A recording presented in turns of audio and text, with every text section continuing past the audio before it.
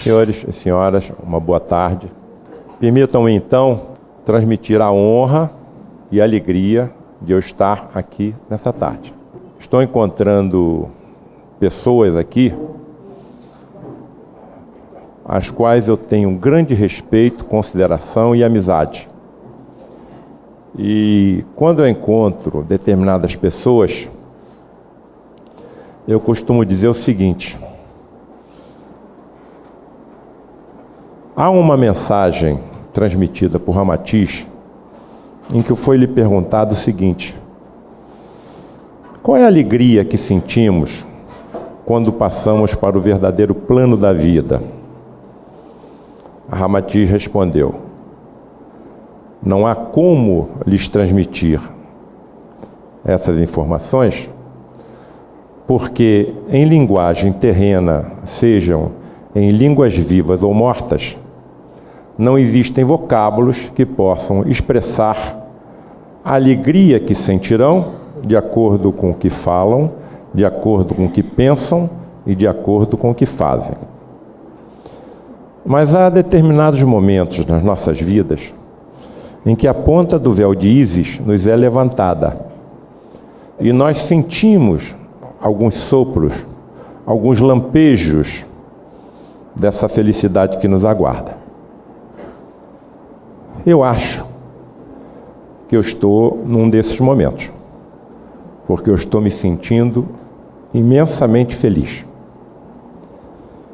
Outra coisa que eu diria e adiantaria é que ao longo desta apresentação, os senhores perceberão que eu vou gaguejar, eu vou falsear, eu vou me emocionar, porque não aprenderão nada comigo. Nós vamos aprender juntos o que essa caixa de ressonância receberá e transmitirá. E como eu sou a caixa de ressonância, eu primeiro ouvirei o que será transmitido aos que aqui estão em todos os planos de existência. E, às vezes, eu não consigo conter as emoções. Então, de maneira que eu estou imensamente grato e honrado, e espero que tudo que nós receberemos hoje seja do agrado e do enriquecimento da nossa bagagem espiritual, que em se enriquecerá ao longo da nossa existência, que todos nós sabemos, e por isso aqui estamos, é infinita. Eu sempre fui atraído pela doutrina espiritualista pelo seu conteúdo científico. E nesse conteúdo científico não existem barreiras nas nossas compreensões doutrinárias. Observem já que essa imagem nos traz profundas elucubrações, grandes ensinamentos. Eu faço parte de um grupo espírita, cristão, kardecista, comandado por uma entidade católica, Frei Luís, que tem ao seu lado Frei Leonardo e o Padre Isabel, donde deduz-se facilmente que somos nós que nos dividimos em católicos, protestantes, hinduístas, judeus, ateus, maometanos e etc. Em realidade, isso já é absolutamente compreendido por nós. Para Deus não existem essas divisões. Nós somos um único rebanho comandado por um único pastor, que é Jesus, o Cristo, considerado o governador espiritual do nosso planeta. É um Cristo planetário. O que seria um Cristo planetário? Dentro das informações mediúnicas sérias e confiáveis que recebemos, o Cristo planetário é um espírito criado como nós, que atingiu um desenvolvimento tamanho, uma evolução tão grande, que lhe foi dada a incumbência do governo de um planeta inteiro, desde que esse planeta era tão somente uma poeira cósmica. Em 2001, a NASA mandou um artefato chamado WMAP, que tinha por incumbência detectar a unidade do universo e a unidade do nosso sistema solar. E ele alcançou a sua missão. A unidade precisa do universo é de 13 bilhões e 700 milhões de anos. E a idade do nosso planeta solar, incluindo a Terra, é de 4 bilhões e 500 milhões de anos. Muito bem. Há 4 bilhões e 500 milhões de anos, Jesus já era Jesus.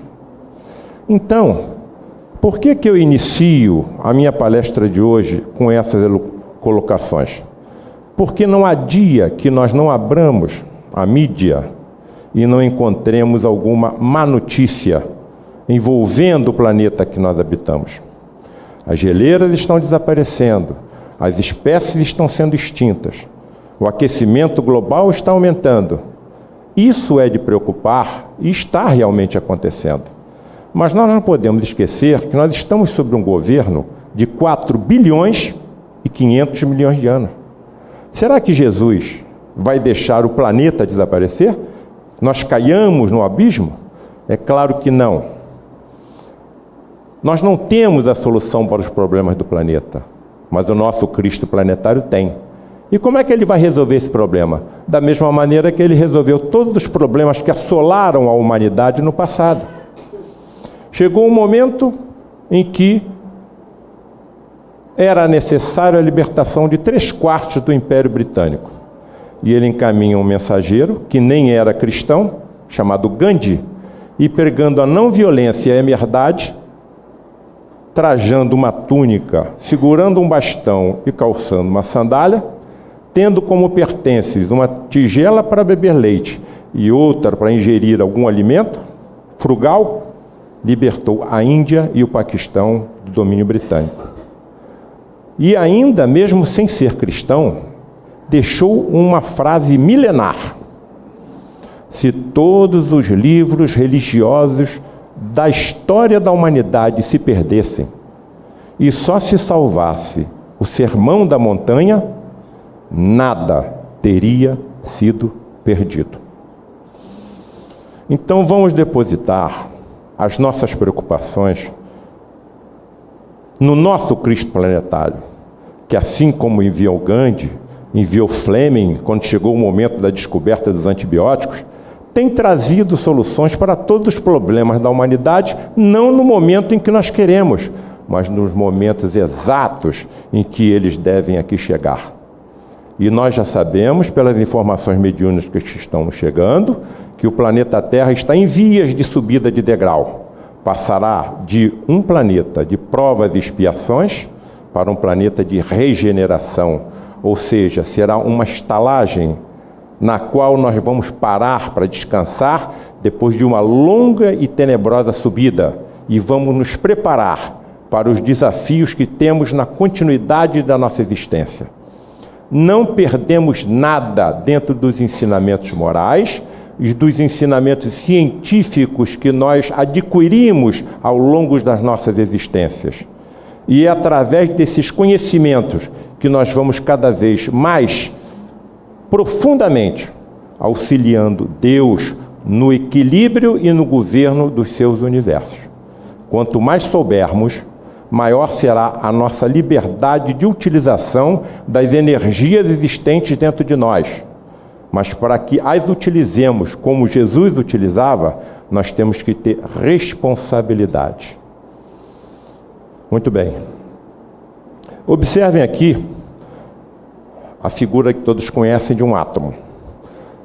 Temos aqui presente o professor Mário Petzold, cientista do Complexo Científico do Fundão, que me deu a honra de me colocar numa mesa científica no Fundão, onde seria discutido o fenômeno vida.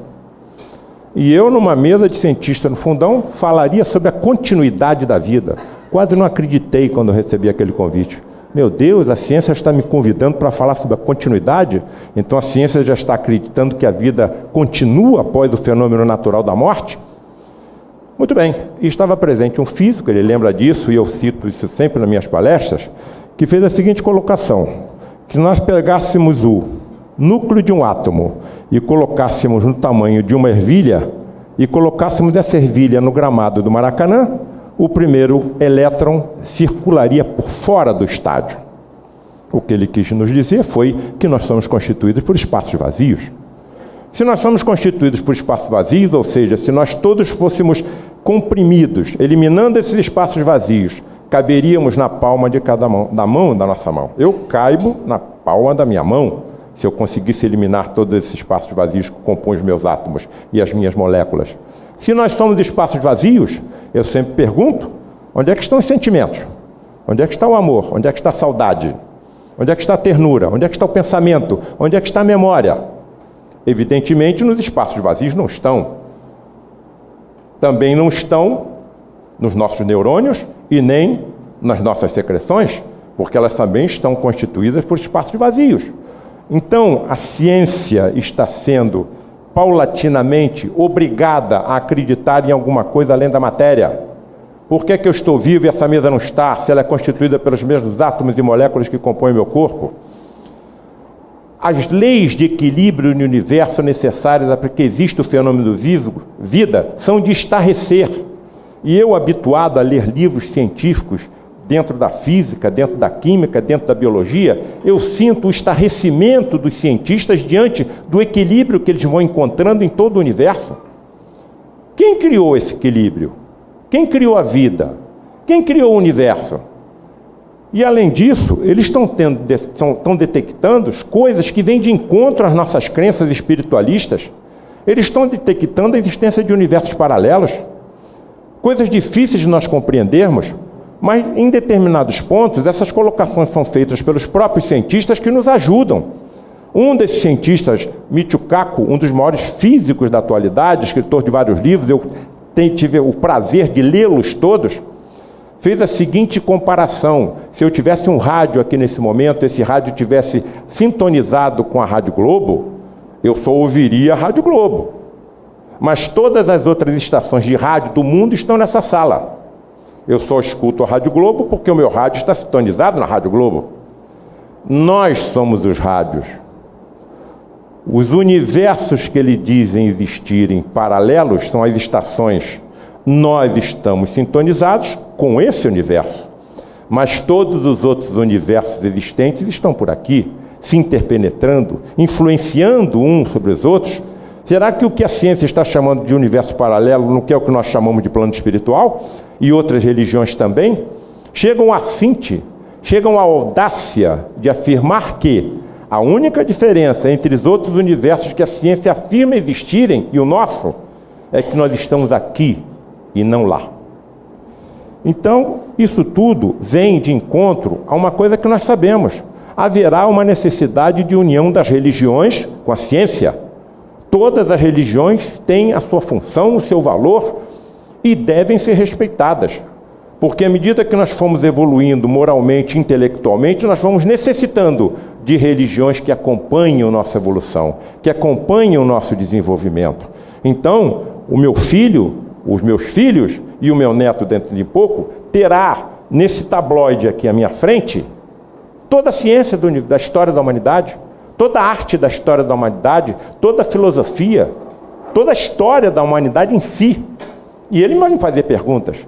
E eu tenho que ter essas respostas. Foi exatamente o que não aconteceu com um homem chamado Steve Jobs, o gênio da informática, criado por uma outra família, não a sua, habituado até a adolescência a frequentar a igreja anglicana, quando explodiu a tragédia de Biafra.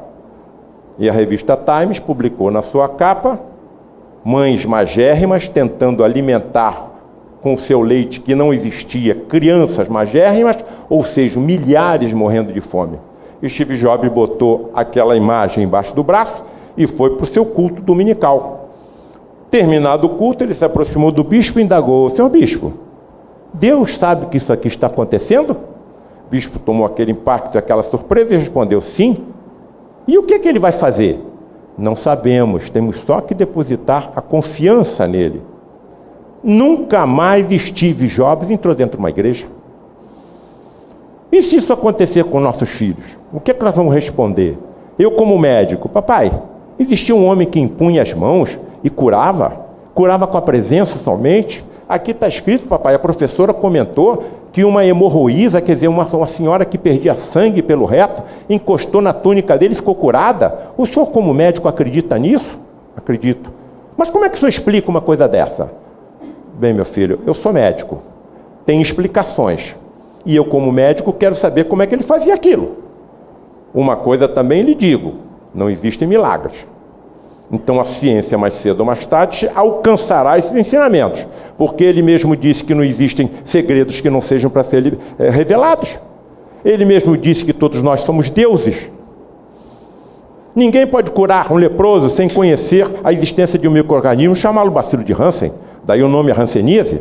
Ninguém pode curar um cego de nascença se não conhecer a fisiologia e a anatomia do globo ocular. Ninguém pode fazer um paralítico andar se não conhecer a estrutura muscular óssea e nervosa do corpo humano. E há 2000 anos ninguém sabia isso. Se há 2000 anos ninguém conhecia isso, onde é que ele aprendeu? Só pode ter aprendido em civilizações que nem mais existem, em planetas que nem mais existem, ou em outros universos.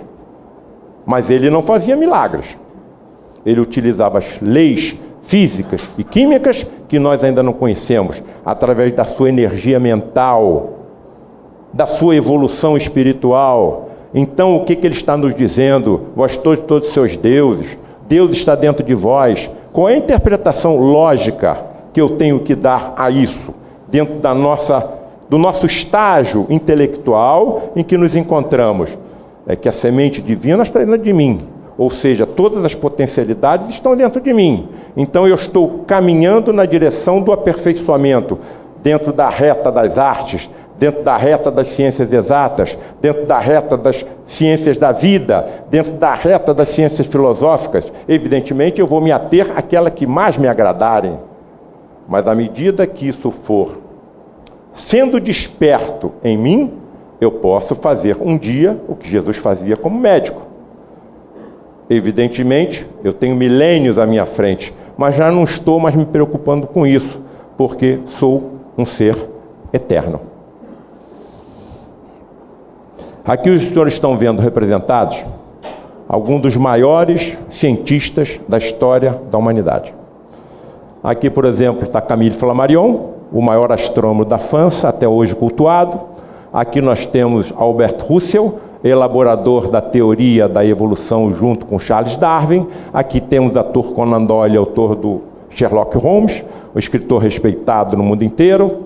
E aqui temos um brasileiro, Herculano Pires, e trago sempre nesse conjunto de grandes cientistas, Luiz da Rocha Lima, que foi quem me transmitiu grande parte do que está contido no livro A Face Oculta da Medicina.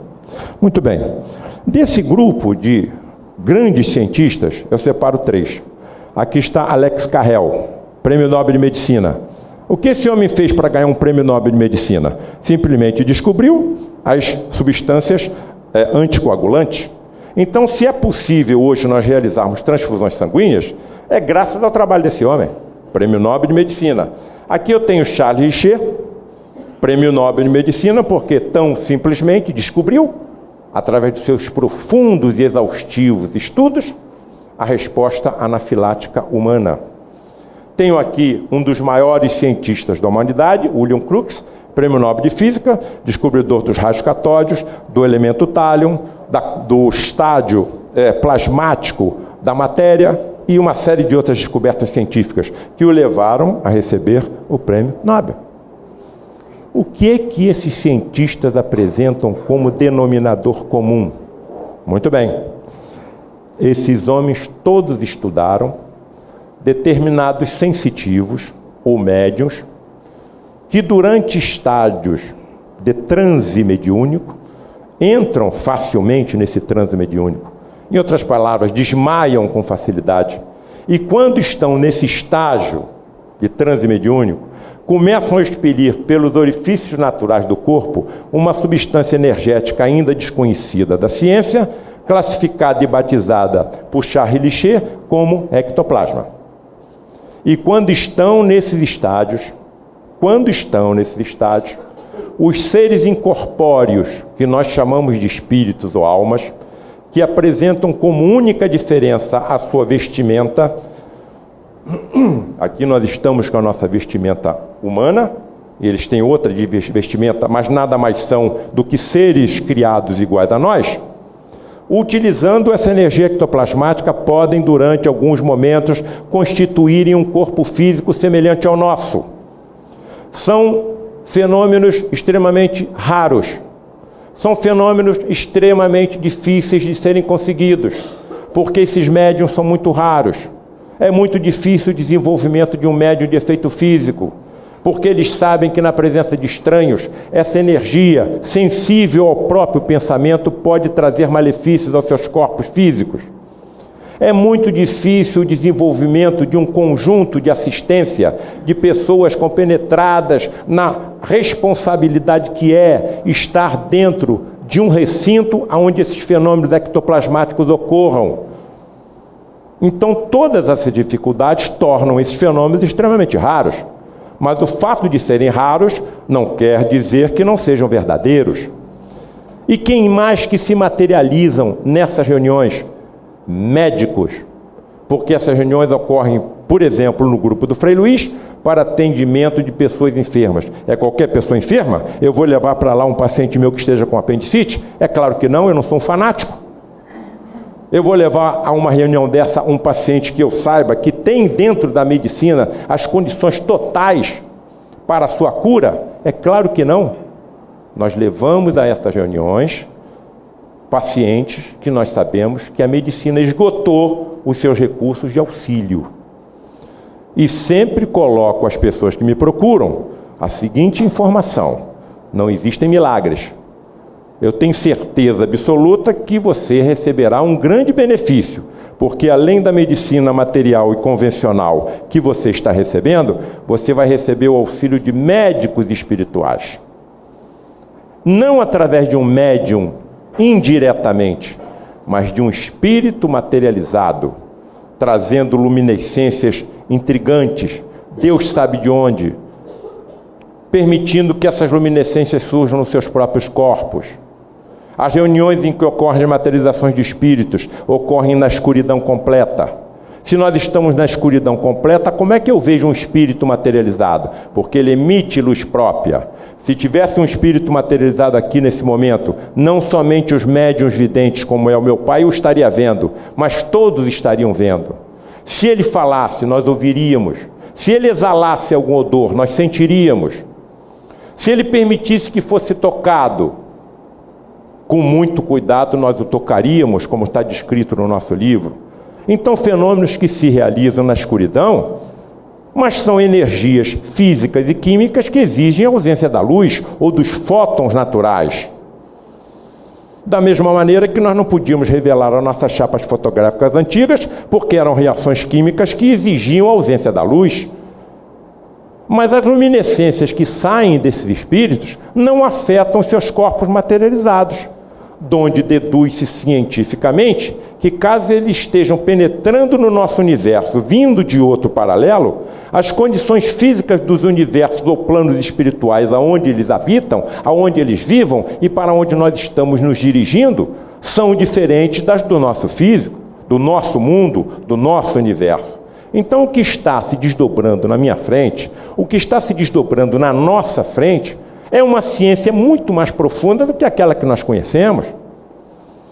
Então, eu preciso conhecer, principalmente, esses requisitos, esses recursos que são utilizados por essas entidades médicas em benefício dos enfermos que eu levo a essas reuniões.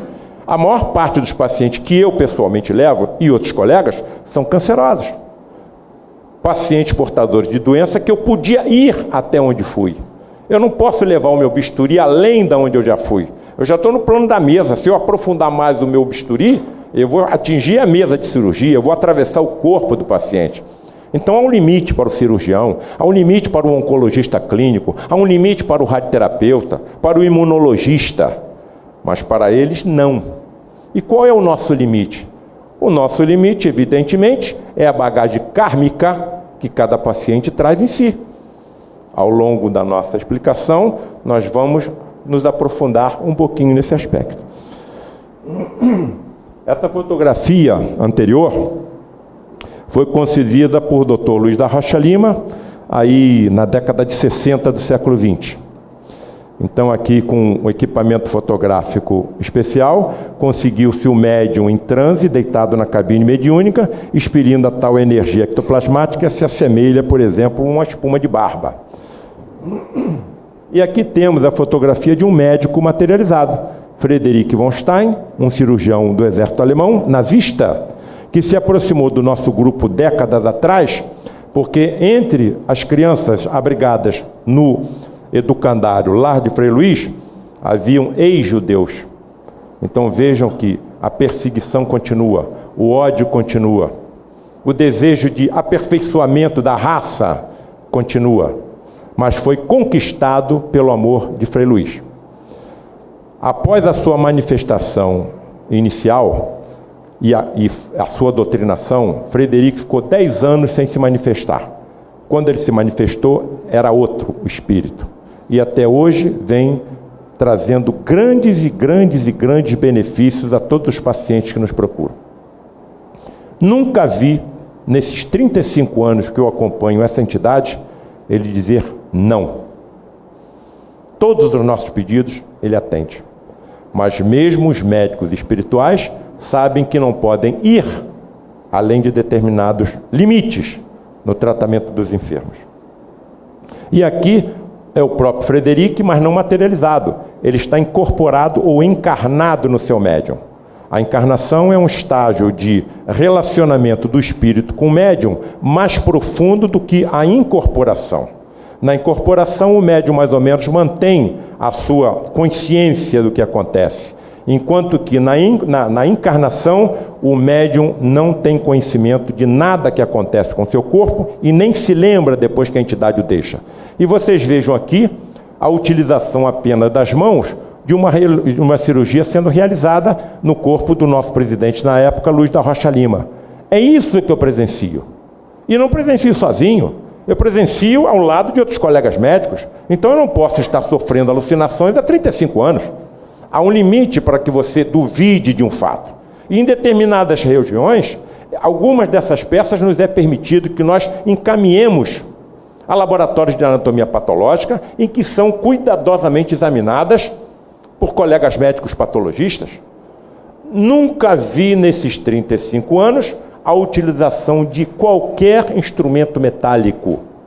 Não existem bisturis, não existem tesouras, não existem agulhas, não existem pinças. O que eu vejo é a ação do médico incorporado ou encarnado no seu médium, atuando sobre a superfície e até a profundidade dos corpos enfermos que nós levamos nessas reuniões.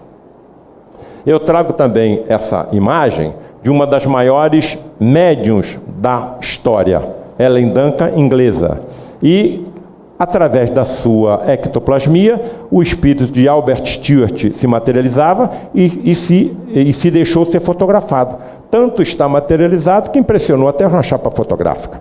Por que eu trago essa imagem? Porque é exatamente assim que as entidades que se materializam no nosso grupo se nos apresentam. Observem que eles vêm cobertos por mantos brancos, confeccionados também com ectoplasma. Eu, pessoalmente, acredito que as antigas histórias de fantasmas cobertos por lençóis têm origem nessas imagens de espíritos materializados, cobertos por mantos de ectoplasma também materializados. Muito bem. E aí chegou um ponto que eu me vi tão esmagado pelas evidências, pelas comprovações, que achei que era, de certa obrigação, trazer isso a um conhecimento público, principalmente a classe médica. E elaborei esse livro, A Face Oculta da Medicina, que, com que intenção? Estou sendo absolutamente sincero e claro. As nossas reuniões comparecem 3, 4 mil pessoas no Frei Luís. E muitas indagam. O que acontece? O que não acontece? Que fenômenos são esses? Nós ouvimos falar. Muito bem. Então eu resolvi elaborar um livro de esclarecimento a tantas pessoas que nos indagam. Só que aconteceu uma coisa inesperada. O livro explodiu. Está vendendo aproximadamente 1.000 exemplares por mês. Nós já ultrapassamos a cada dos 6.000 livros vendidos. Estamos recebendo pedidos de autorização para transcrição por inglês, porque estão chegando pedidos de fora do país. A editora está nos pedindo autorização para que coloquemos o livro em edições eletrônicas. E até produtores do filme Nosso Lar estão pedindo autorização para a utilização do livro como fonte de informação científica para outras produções que vêm por aí, onde fica mais ou menos delineado que realmente os tempos estão chegando. A ciência está se aproximando das religiões, e as religiões estão precisando das ciências para explicar os fenômenos que aconteceu com Frei Luís, o que acontece no Frei Luís, o que aconteceu com Jesus. Numa dessas reuniões, Frederic se aproximou de mim. Eu estava fazendo uma comparação dos efeitos ectoplasmáticos com os fenômenos que aconteciam com Jesus, como, por exemplo, a sua ressurreição no terceiro dia, que, ao meu ver, não houve a ressurreição, porque ele nunca morreu. O que aconteceu foi uma materialização, porque todos os seus médiuns eram poderosos médiuns, todos os seus discípulos eram poderosos médiuns, inclusive de efeitos físicos. E sem eu ter comentado nada com ninguém enquanto estava escrevendo a página referente a esses fenômenos, Frederic, materializado, se aproximou de mim e falou: Paulo César, a energia que Jesus usava era diferente da minha. A dele vinha direto do Pai Celestial. Eu não costumo conversar com a entidade. Eu não me dirijo à entidade materializada, porque eu sei que ela está principalmente atenta ao tratamento do paciente. Então eu não quero interromper o tratamento que está sendo feito aos enfermos. Mas, vez ou outra, ao longo de 35 anos, esses diálogos foram possíveis. E foram esses diálogos que permitiram que eu escrevesse esse livro. Frederic, então a energia que ele usava era diferente da sua? Então existem outras formas de ectoplasma? Sim. Então vejam que simplesmente aumentou o horizonte da nossa ignorância, ou da minha ignorância. Como é que o ectoplasma sai do médium? Não sei. Como é que as entidades incorporam as moléculas ectoplasmáticas ao seu perispírito? Não sei. Como é que o ectoplasma retorna ao corpo do médium? Não sei. De que é a constituição desse ectoplasma? Já foi possível a utilização de métodos bioquímicos para análise desses fragmentos que se exteriorizam do corpo do médium? Sim, mas poucas conclusões se conseguiram. Encontraram-se traços de albumina, encontraram-se traços de neurônios, encontraram-se traços de glóbulos brancos e nada mais além disso. O que acontece com o corpo do médium enquanto o espírito está materializado? Não sei. Onde é que está o espírito do médium enquanto esses fenômenos acontecem? Evidentemente está desdobrado. Ou ele está em sono profundo, ou existe alguma forma de captação do local onde ele está.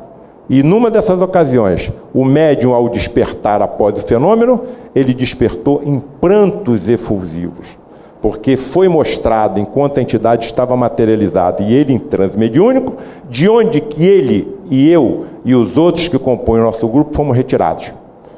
Dos antros de sofrimento inenarráveis em linguagem humana. O grupo de Frei Luís tem duas finalidades precípuas.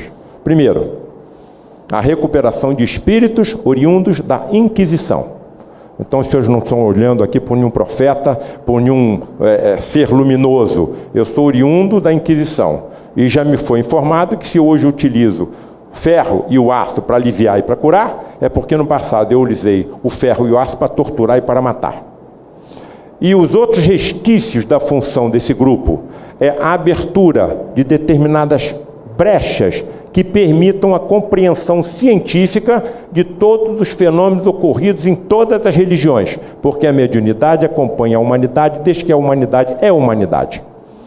Então, no judaísmo você vai encontrar os fenômenos mediúnicos. No hinduísmo você vai encontrar os fenômenos mediúnicos. No catolicismo, todos os santos foram médiuns poderosos. Então, existem aqui e ali, dentro da evolução da humanidade que habita o planeta Terra, oportunidade de compreendermos um pouco cientificamente de como é que aqueles fenômenos ocorriam. Então, o livro se baseia nisso que aqui está. Diálogos entre um médico encarnado e outro desencarnado, materializado pela ectoplasmia. Isso, para mim, é intrigante dentro de um certo ponto de vista. Quantos médicos estão em atuação hoje no planeta? Milhares? Milhões? Quantos médicos atuaram como médicos na história da humanidade? Milhares? Milhões? Por que sou eu que estou tendo contato com esse fenômeno? O que eu tenho de especial? Muito pelo contrário. E por que os outros colegas que fazem parte desse grupo e tiveram esses contatos? Será, já que essa será a medicina do futuro, em que os médicos serão poderosos médiums, utilizarão da sua evidência para o vasculhamento do interior dos corpos humanos, inclusive com visão microscópica, como me foi informado por Frederic? Será que nós estamos sendo preparados para que em encarnações futuras venhamos a desenvolver e utilizar os métodos de tratamento de doentes que eu estou testemunhando ao longo de 35 anos? É possível. E dentro dessas oportunidades raras, em que Frederic se aproxima de mim e eu consigo indagar e pedir algum esclarecimento, eu consegui perguntar a ele: Frederic, quando esses pacientes estão sendo operados, com as mãos do médium, nós fazemos um ritual de esterilização de uma sala de cirurgia e do corpo do paciente que eu vou operar. Eu não vejo vocês fazerem nada. Então, como é que é feita a esterilização da superfície corporal durante as cirurgias hiperfísicas que você realiza? Ele me respondeu: através do ozônio. O ozônio é uma molécula composta pelo oxigênio.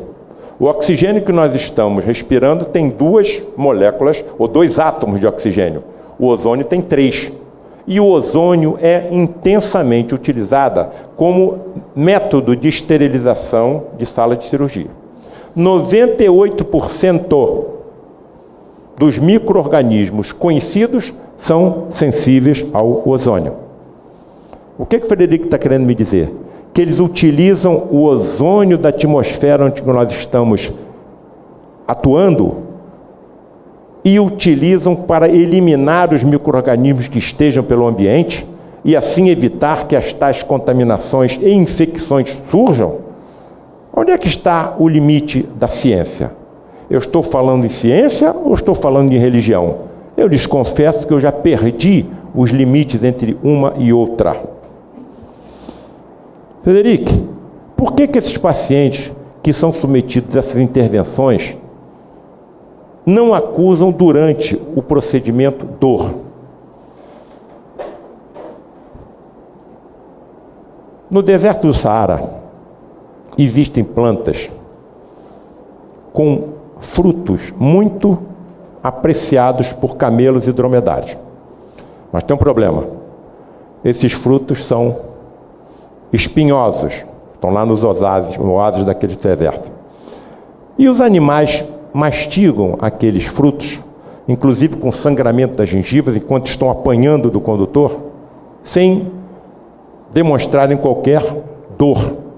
Os biólogos intrigados resolveram buscar nessas frutas a existência de alguma substância anestésica. Nada encontraram. Então vamos examinar o plasma e o sangue desses animais quando eles estiverem se alimentando. E encontraram as chamadas endorfinas e encefalinas, ou seja, substâncias anestésicas produzidas pelos neurônios dos animais. Essas substâncias classificadas como endorfinas e encefalinas também existem no nosso sistema nervoso central. O que o Frederic está querendo me dizer? Que quando ele está submetendo aqueles pacientes àquelas cirurgias, com penetração dos seus dedos na profundidade do corpo dos enfermos, eles não sentem dor, porque as equipes de anestesistas que os estão acompanhando sabem como estimular o sistema nervoso dos pacientes a elaborar e secretar altas quantidades de endorfinas e encefalinas. Algumas endorfinas descobertas, sendo produzidas no organismo humano, apresentam até 200 vezes potencialidade maior do que qualquer morfina que você encontre no mercado. Com uma vantagem: não leva à dependência. Então, quer dizer, eu continuo tendo informações científicas que não poderiam estar sendo dadas por um mecânico de automóveis, porque o médium é um mecânico de automóveis. E o linguajar com que Frederic se dirige a mim são linguajares científicos, técnicos.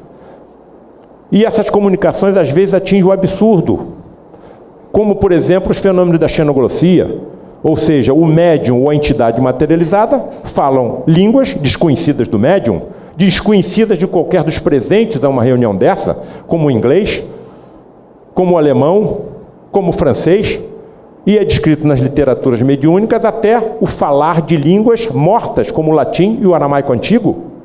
E numa dessas reuniões, estando no leito uma senhora, minha paciente, em que eu tinha operado de um câncer de mama, e que eu sabia que ela apresentava metástases ósseas disseminadas, ou seja, diante da medicina convencional, um caso curável, eu vejo a entidade materializada Frederic conversando com uma outra entidade não materializada que se comunicava com ele através do fenômeno da voz direta. O fenômeno está descrito também no livro. Em inglês fluente, eu não conseguia acompanhar, mas uma palavra eu conseguia perceber. Várias vezes as entidades trocavam entre si a palavra wonderful, wonderful, wonderful. Mas o que tem de tão maravilhoso nessa paciente? Ela está com câncer de mama, com metástase para todo lado.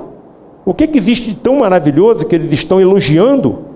Na primeira oportunidade eu perguntei, Frederic, aquela paciente assim, por que vocês elogiaram tanto?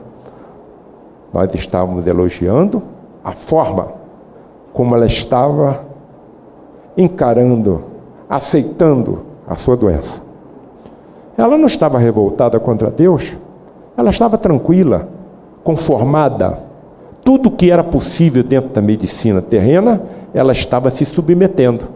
Se não fosse possível, ela sabia que o que estava ficando enfermo era o corpo físico, não era o espírito.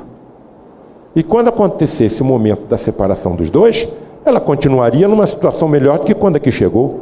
Então nós estamos elogiando como ela estava aproveitando a atual encarnação, como ela estava sendo beneficiada com a forma como ela estava aceitando a sua doença. Ela não estava blasfemando, ela não estava reclamando, ela não estava acusando a Deus pelo que ela estava passando. E nós podemos transmitir esse comportamento dessa enferma a tudo que acontece nas nossas vidas. O acaso não existe. Nós não estamos ao lado de quem estamos pelo acaso. Nós não estamos sofrendo o que estamos sofrendo pelo acaso. Há tudo de uma programação que nós temos ou não que aceitar. Isso cabe a nós. Frederic, por que com frequência eu vejo você e outras entidades médicas atuar em regiões do corpo dos doentes distantes da área enferma? O paciente está com problema no coração, o Frederic está atuando no abdômen. O paciente está com tumor cerebral, o Frederic está atuando no tórax. O paciente está com tumor no estômago, o Frederic está atuando na cabeça do paciente. Então esse foi o motivo da minha pergunta. Aqui está a resposta que a entidade materializada me deu. A preocupação do enfermo sobre a região ou órgão que ele sabe estar doente dificulta a nossa atuação. Desviamos então sua atenção para outra área, mas na realidade confeccionamos um túnel de ectoplasma até a zona verdadeiramente doente e ali realizamos o procedimento necessário. Não vou comentar nada. Como é que nós podemos correlacionar a existência de Deus com as doenças da infância? Essa pergunta tem uma razão de ser. Eu dou aula em 2 universidades de medicina, na UERJ e na Escola de Medicina Souza Marques. E encontrei com um ex-aluno meu no corredor do Hospital Pedro Ernesto, onde eu trabalho. Leonardo, tudo bem? Tudo bem, professor. Como vai o senhor? Bem. O que você vai fazer aí, Leonardo? Eu vou operar uma criança.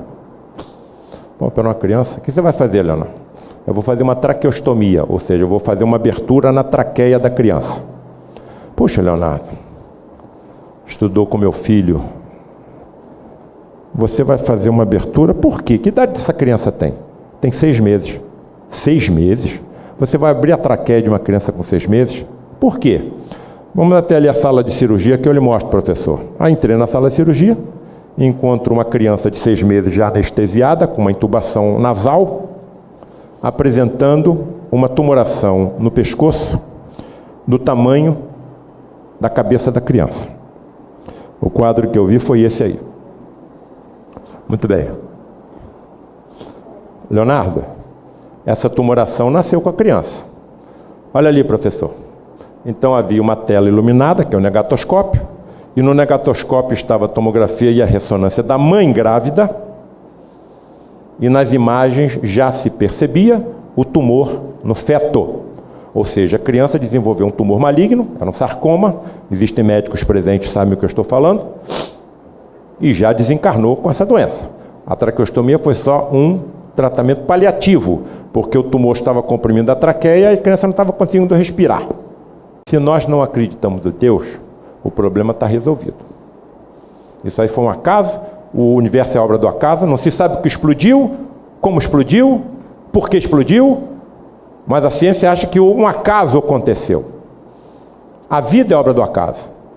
As condições necessárias à existência da vida, a união das moléculas necessárias à confecção, por exemplo, de um ADN e um ARN, são incríveis, são impossíveis de acontecer. Não existe possibilidade do acaso. O acaso não existe. Mas se eu não acredito em Deus, o problema está resolvido. Se eu acredito em Deus, eu estou com um problemaço para ser resolvido. Onde é que estava Deus? Estava dormindo? Estava descansando? Estava distraindo?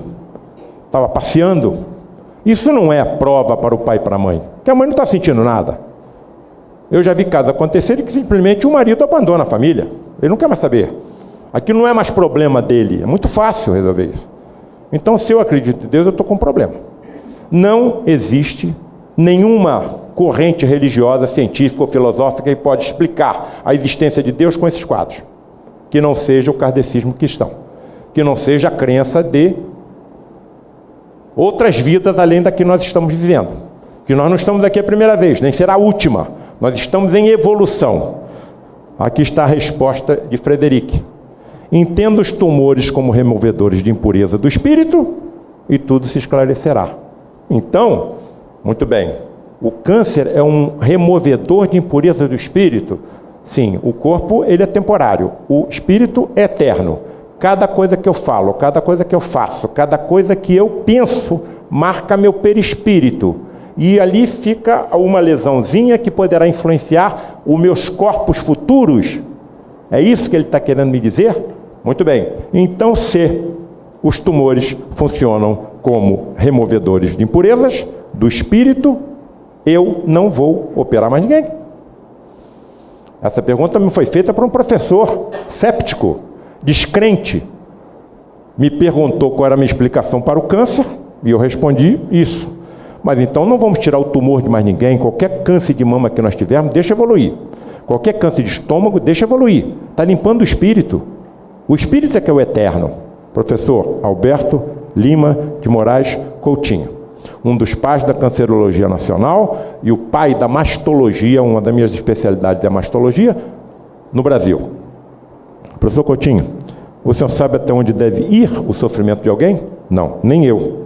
Então vamos continuar fazendo tudo que estiver ao nosso alcance para aliviar, para curar e para aliviar. E para consolar.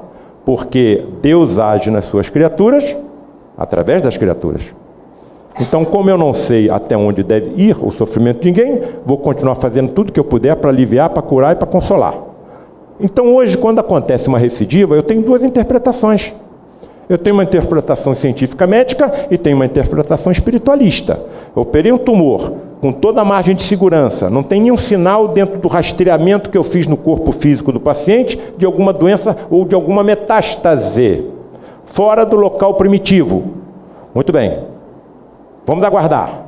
Passa um mês, passa um ano, aparece uma metástase. Qual é a interpretação científica médica que eu tenho para isso? Bom, essas metástases já estavam presentes quando eu operei o paciente, mas não existe nenhum método de tecnologia médica capaz de me informar aonde eles estavam. É isso que a medicina aceita hoje. São tão microscópicas, são tão pequenas que nós não detectamos. Mas agora eu tenho uma outra interpretação espiritualista. Os resíduos funestos colocados pelos nossos comportamentos em vidas passadas, depois que eu removi o tumor primário, continuamos procurando as válvulas de escape, as portas de saída. As portas de saída podem ter sido uma dessas metástases. O futuro vai nos dizer. Frederic, é possível a manipulação através de fluidos espirituais, de células-tronco de pacientes ou de assistentes presentes à reunião e dotá-las de propriedades imunológicas antitumorais? Isso, então, foi de estarrecer. Não somente podemos dotar as células-tronco adultas do paciente e assistentes com propriedades imunológicas, como também torná-las capazes de bloquear a formação de novos vasos sanguíneos tumorais. E ainda me estarrece com a seguinte informação: demonstraremos isso com seu filho Tiago, médium também de efeitos físicos. Meu filho Tiago apresentou alguns sinais sugestivos de que ele tinha mediunidade de efeito físico. Movimento de objetos, ruídos, abertura de torneiras sem que ninguém delas se aproximasse. Muito bem. Hoje ele mora nos Estados Unidos e vamos aguardar, porque o futuro a Deus pertence, que caso ele realmente seja médium de efeito físico, venha a ter algum desenvolvimento no futuro. A Deus pertence. Muito bem. As informações que ele está me dando absolutamente coincidem com as informações que nós temos dentro da ciência médica. Nenhum tumor cresce sem sangue. Nenhum tumor cresce sem nutrientes. Nenhum tumor cresce sem oxigênio. Então, o que acontece? Num determinado momento da vida desse tumor, ele lança substâncias químicas na direção dos vasos sanguíneos mais próximos, e os vasos sanguíneos mais próximos entram em violenta e rápida velocidade de proliferação e alcançam o tumor, nutrindo-o diretamente com oxigênio, com nutrientes e com sangue, com tudo que o tumor necessita. E o que acontece? O crescimento do tumor explode e começam a ocorrer as estradas e vias através das quais as metástases começam a acontecer.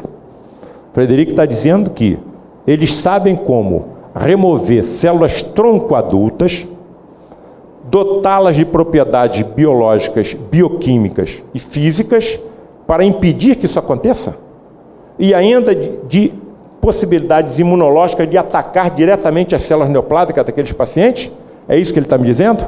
Muito bem. Numa dessas reuniões, em que ocorria o desenvolvimento do meu filho, ele, olha, na próxima reunião que nós vamos atuar no desenvolvimento mediúnico do seu filho, você traga um frasco com material ou líquido conservante, que nós vamos remover células tronco do seu filho, para você ver que isso é possível. Fui eu lá com frasco, uma reunião sexta-feira à noite, presente uns 7 ou 8 componentes, o médium na cabine e meu filho na outra. De repente, o médium saiu da cabine, com o Frederic nele incorporado, pegou o frasco da minha mão, penetrou na cabine onde o Tiago estava, e passou alguns minutos ali. Quando ele saiu da cabine, o frasco estava repleto de coágulos sanguíneos. Aí ele me entregou o frasco e falou: aqui está o que você está querendo. Frederic, posso mandar examinar isso? Sim. Peguei o frasco com o líquido conservante, com os coágulos tirados, entre aspas, do meu filho, e mandei para uma amiga minha, patologista da Fundação Manguinhos, Oswaldo Cruz. Qual não foi a minha surpresa, quando passados alguns dias ela me telefona e falou assim: Paulo César, aquela amostra de sangue que você me entregou, nós encontramos grande quantidade de linfócitos. Linfócitos são os glóbulos brancos mais encontrados em qualquer amostra de sangue. Mas tínhamos aqui um cientista francês, que veio, é brasileiro, passou na França e chegou, e que examinou o material conosco. E ele nos chamou a atenção de que algumas daquelas células sanguíneas, daqueles linfócitos, apresentavam um desenvolvimento do seu citoplasma maior do que o normal. E ele acha que algumas daquelas células com esse citoplasma maior do que o normal podem ser células tronco adultas. Que medicina absurda é essa? Eles estão me dizendo que sabem como tirar células tronco nossa, torná-las imunologicamente capazes de bloquear vasos sanguíneos, de atacar imunologicamente um tumor. Estão me dizendo que isso é possível e estão deixando lampejos de que essa possibilidade é real. O futuro a Deus pertence, mas há um determinado ponto para você continuar negando alguma coisa. Tiago, você sentiu alguma coisa enquanto você estava na cabine? Olha, pai, eu senti uma tremenda agulhada aqui no meu lado esquerdo e outra na minha coluna. No lado esquerdo, qualquer médico sabe que está situado um dos mais importantes órgãos imunológicos do corpo humano, que é o baço. Será que foi dali que eles removeram as tais células e que foram programadas ou podem ser programadas para atuação sobre tumores? Aqui está o resultado de um tumor ocupando 2% do peso do animal. Quer dizer, eu peso 90 quilos. Um tumor de 2% em mim é um tumor de 1,8 kg. Impossível alguém viver com um tumor desse tamanho. Ele é incompatível com a vida. Eu não posso ter um tumor de 1,8 kg no cérebro, no pulmão, no fígado, no osso. Não dá. E aqui está o resultado do tratamento desses tumores com os bloqueadores da vascularização, chamados bloqueadores angiogênicos. Então, as informações que ele está me dando estão absolutamente coincidentes com as informações que nós temos hoje. Muitos dos esquemas quimioterápicos utilizados pelo oncologista clínico, hoje na atualidade, utilizam também substâncias bloqueadoras da angiogênese. Frederico, como é que você e outras entidades podem visualizar o interior dos corpos dos doentes, trazidos pelo tratamento? Como é que você vê? Você está despejando luz no corpo todo, como é que você vê o que está dentro do corpo do doente? Eu vejo o interior dos corpos como se pele eles não possuíssem. Eu não sei se está bem claro o que é que está acontecendo. Tenta imaginar a cena. Eu estou aqui encarnado, sou médico. Tem um médico desencarnado, materializado, conversando comigo. Eu estou na acepção da palavra, ao lado de um fantasma. Você pode, a quem nem os lençóis faltam, como vocês viram na fotografia da Ellen Duncan. Então, você pode imaginar uma cena dessa num filme com tecnologia de ponta, numa novela televisiva, num livro de romance. Mas dali era real. Essas coisas estão acontecendo comigo na realidade. Eu não estou sofrendo nenhuma alucinação. Eu não estou sonhando. Muito bem. Ao que tudo indica, de acordo com as obras mediúnicas, André Luiz diz isso nos livros dele. Os espíritos, de acordo com a sua evolução, possuem visão de raio-x. Então ele consegue ver o interior dos corpos. Já pensou se um médico conseguisse fazer isso? Nós conseguimos. Mas a que custo de tecnologia? A que custo financeiro? A que dificuldades para nós alcançarmos os instrumentos que nos permitem visualizar de forma indireta o interior dos corpos humanos? Eles estão vendo diretamente? Frederico, mas como você distingue uma célula sadia de uma enferma? Eu as distingo porque suas vibrações são diferentes uma das outras. Meu Deus, uma célula cancerosa vibra diferente de uma célula normal? Como é que a gente pode entender isso? Ao que tudo indica, de acordo com as obras mediúnicas, os espíritos, conforme sua evolução, possuem visão microscópica. Ou seja, além de ele ver o interior dos corpos, ele tem também visão microscópica. Mas o que ele está querendo me dizer quando ele diz que elas têm vibrações diferentes? Talvez seja isso. Aqui está um exemplo de tecnologia médica chamada PET scan, uma tomografia por emissão de pósitrons. O que é um pósitron? É um elétron com carga positiva. Ou seja, a ciência médica está usando a antimatéria, talvez presente nos universos paralelos, para vistoriar, para perscrutar o interior dos corpos humanos. Muito bem. Cada ponto luminoso desse que aqui está é um tumor oculto. Nenhum outro método os detecta. O PET scan detecta. Por quê? Porque são pósitrons acoplados à glicose. Glicose é açúcar. Açúcar é combustível. E nós sabemos, como os médicos, que a célula neoplásica tem uma atividade maior do que uma célula normal. Então ela consome mais combustível do que o normal. E quando ela consome mais combustível, ela aumenta a sua temperatura. Com o aumento do calor, há uma vibração cinética maior. Será que é isso que o Frederico está querendo me dizer? É essa vibração diferente, uma célula cancerosa e outra, que ele está querendo me dizer que ele vê? Que ele vê com o seu equipamento ocular? Frederico, eu sempre termino as minhas palestras quando dou sobre câncer com essa imagem que aqui está. Essa imagem para mim hoje já não está atual, porque eu digo para ele o seguinte, para os meus alunos, olha, vocês querem entender câncer? Vocês só vão entender 10%, que é o que está fora da água de um iceberg. 90% está oculto embaixo da água. É uma forma de eu tentar transmitir o que a ciência médica conhece sobre câncer hoje. Mas a minha ignorância talvez seja muito maior, porque existem as implicações kármicas. O que aconteceu nas vidas passadas daquele canceroso? Não sei. Talvez eu possa ter um vislumbramento de desconfiança, mas eu tenho muita coisa ainda a percorrer, muito a estudar e entender. Frederico, até onde vai sua visão microscópica? Você é capaz de ver as organelas celulares? Organelas celulares são estruturas existentes dentro da célula que você só consegue ver através de microscopia eletrônica. Equipamentos altamente dispendiosos, caros, de alta tecnologia. Ele está dizendo o quê? Você é capaz de alcançar, ele vê as organelas. E eu continuo no meu questionamento, até onde ele consegue, eu conseguir. Eu não posso esquecer que tem lá 5, 6, 20 doentes aguardando o Frederico materializado atuar. Mas às vezes eu perco o controle da minha curiosidade científica. E isso já me causou alguns problemas no passado durante as reuniões. Advertências sérias em relação a essa curiosidade incontrolável de um médico, diante do que ele está vendo acontecer diante de si. Você é capaz de alcançar com a sua visão o átomo e as partículas subatômicas, que só são vistas hoje nos grandes aceleradores, como lá na fronteira da França com a Suíça? Você consegue ver, inclusive, o átomo? Resposta do Frederico: não. Eu ainda não posso. Mas espíritos mais evoluídos que eu podem. Até humildade ele demonstra. E para terminar, numa das nossas reuniões, entrou uma jovem empurrada em uma cadeira de rodas pela sua mãe. A jovem tinha 33 anos, ou tem. O quadro era um quadro muito triste, porque era uma jovem com nanismo, estatura pequena, 33 anos.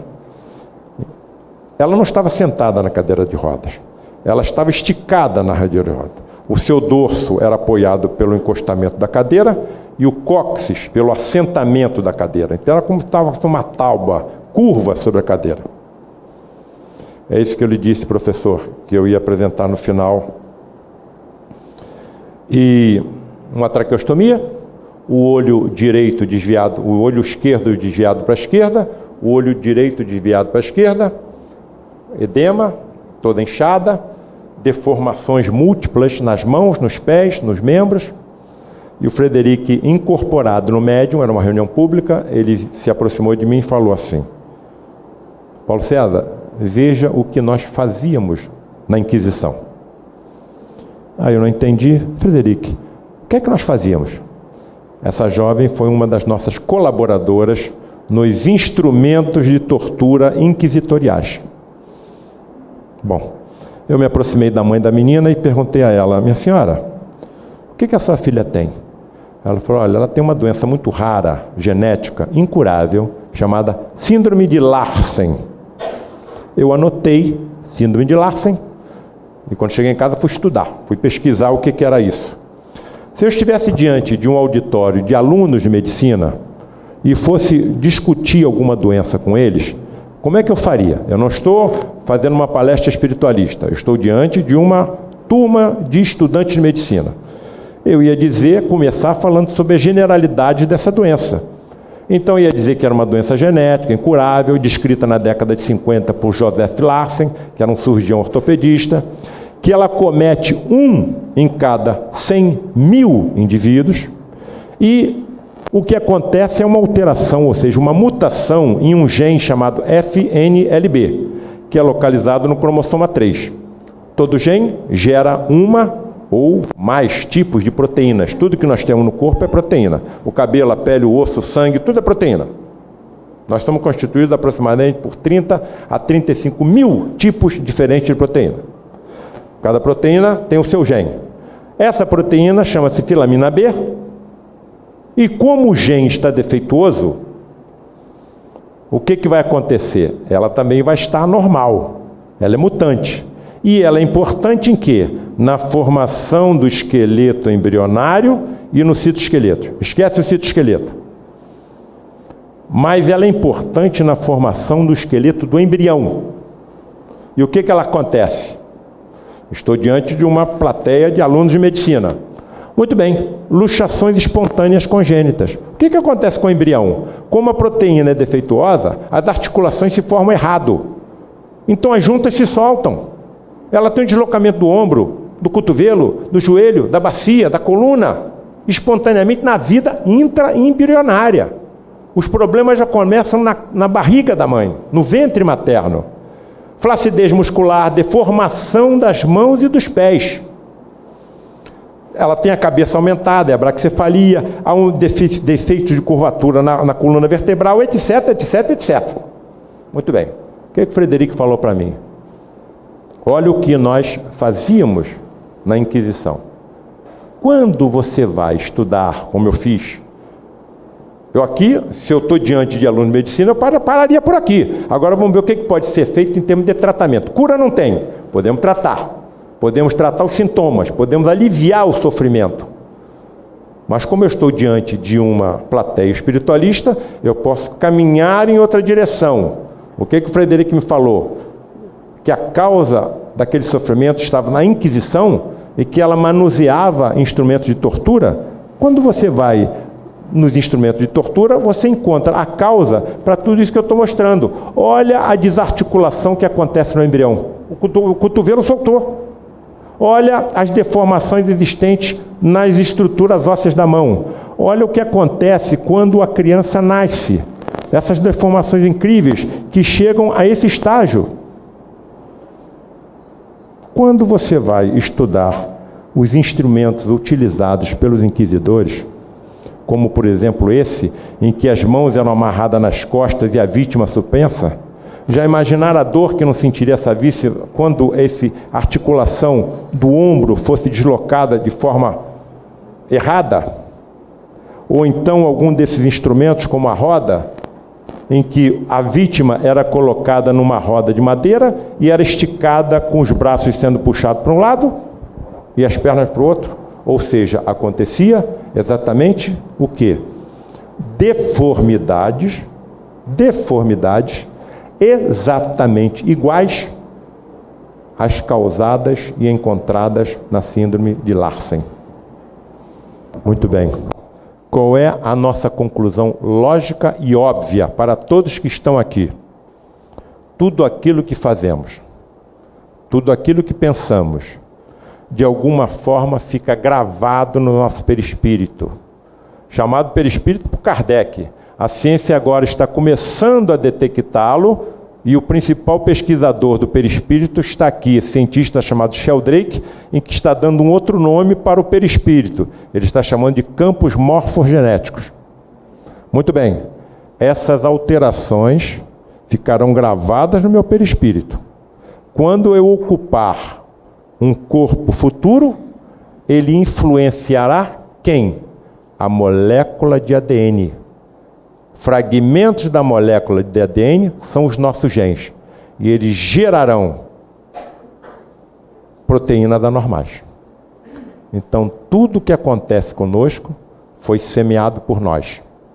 A semeadura é livre, a colheita obrigatória.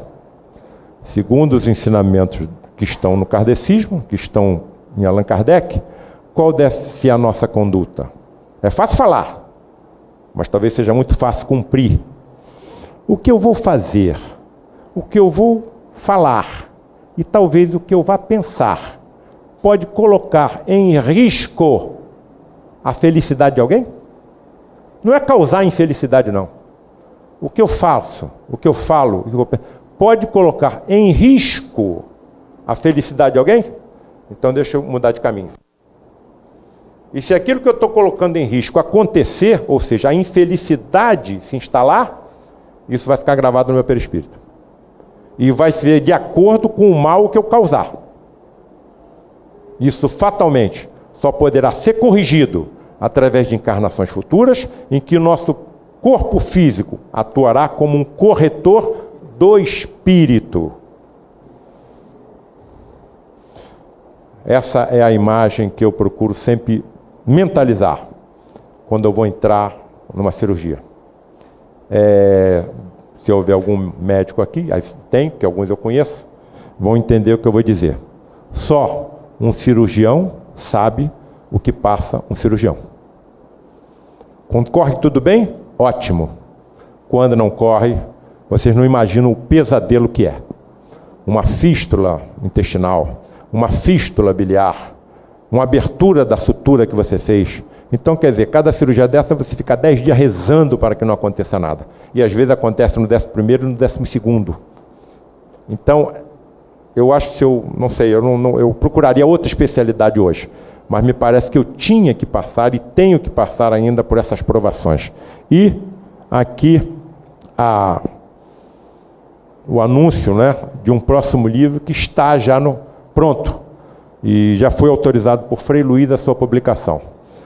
Esse livro se baseia, A Face Oculta na Medicina, em contatos com espíritos de luz, com espíritos elevados.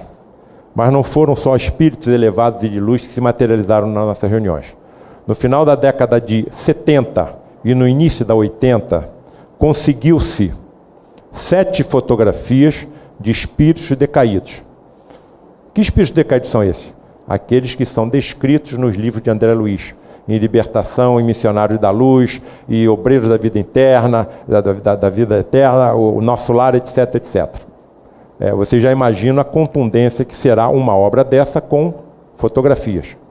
Então eu peço a todos que orem por mim, porque provavelmente vão querer me internar em algum hospício. Aqui a imagem que nós deixamos para todos, lembrando que nós não estamos desgovernados, estamos governados por um Cristo planetário, e os limites não serão ultrapassados.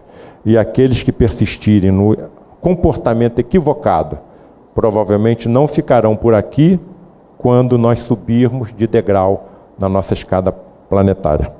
Muito obrigado pela atenção e pela gentileza de todos nessa tarde.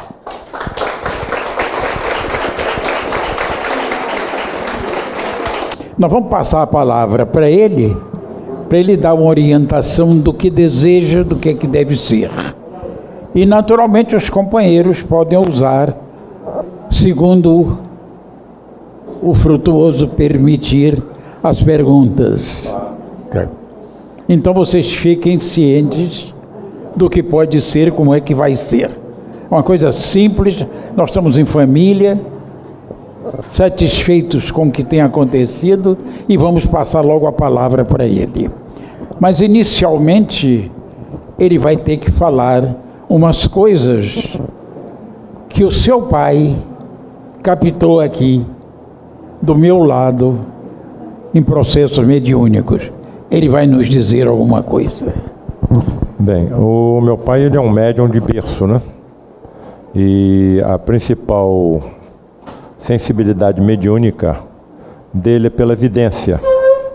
Então eu vou pedir para ele ler, parece que são poucas linhas, o que durante o nosso encontro dessa tarde, ele conseguiu captar pela via mediúnica. Uma coisa eu tenho absoluta certeza: o ambiente em que nós conseguimos aqui nessa tarde tão elevado, tão puro, que muito provavelmente não, com certeza, absoluta certeza, estiveram entidades médicas por aqui. E deve ter tratado de nós, provavelmente, de coisas que nem desconfiamos que tenhamos. E isso não restringiu a nós. O campo mediúnico é um campo eletromagnético, então não se consegue saber exatamente quais são os limites desse campo eletromagnético. Então quem está por perto foi beneficiado com a elevação dessa ambiência. E muito provavelmente não, com certeza, aqueles que estão em nossos pensamentos, em nossos lares, também foram alcançados. Então é muito importante, porque a cada dia, isso será descoberto pela ciência, as nossas convicções vão aumentando. E me permitam lhes dizer, as convicções que eu tenho hoje são absolutamente inabaláveis. Vocês desculpem, eu falo baixo, se por acaso não me ouvirem, a culpa não é do microfone não, é do falador, tá? Ao chegar, me causou forte impressão guardas romanos protegendo o ambiente. Me senti levado ao ver jovens da Falange de Maria nos perfumando com águas de rosas, que elas borrifavam com as próprias mãos, com graça e leveza. Vimos, a seguir, um grupo de entidades entrando na sala. Entre eles viam Bezerra de Menezes, Monteiro Lobato, Geraldo de Aquino, Pedro Ribas e muitos outros. Falei com várias irmãs, fui apresentado a Jorge Andréia, e a luz que dele me emanava suavemente nos envolveu e comoveu. Pedi licença a ele para distribuir o cartão com a mensagem que me disse: seja otimista e a centelha divina. O irmão André pediu que Paulo, após a prece, fizesse as pressões. E quando Paulo falava, começou a surgir entidades inúmeras junto dele. Identifiquei Frei Luiz, Rocha Lima, Pedro Ernesto, Frederico. Enquanto Paulo falava, intuído por Rocha Lima, vimos inúmeros cientistas presentes, entre eles, e líderes presentes, entre eles Gandhi, Luther King, Charles Richer e Vivekananda. Vi também as crianças, Elisinho que nos disse: não vou dar mensagem, mas se peço que você recite o sonho. Eu repliquei: eu não vou me lembrar, a mensagem é muito longa, eu vou te ajudar, esteja certo. Enquanto o irmão Paulo falava, vimos de repente uma multidão de espíritos desencarnados ligados a todos nós. Luizinho nos disse que são parentes, amigos e até curiosos, que desejam saber a razão da vida e do sofrimento. Vendo que a palestra de Paulo se terminava, Luizinho disse: não se esqueça, recite o sonho. O sonho é um poema longo que Luizinho me deu. Meu filho era noivo ainda. Mas sempre que ele pede que eu recite, eu replico sempre, eu não vou me lembrar. Eu vou te dar, vou te ajudar. Eu peço que vocês orem por mim, para ver se eu consigo recitar de todo.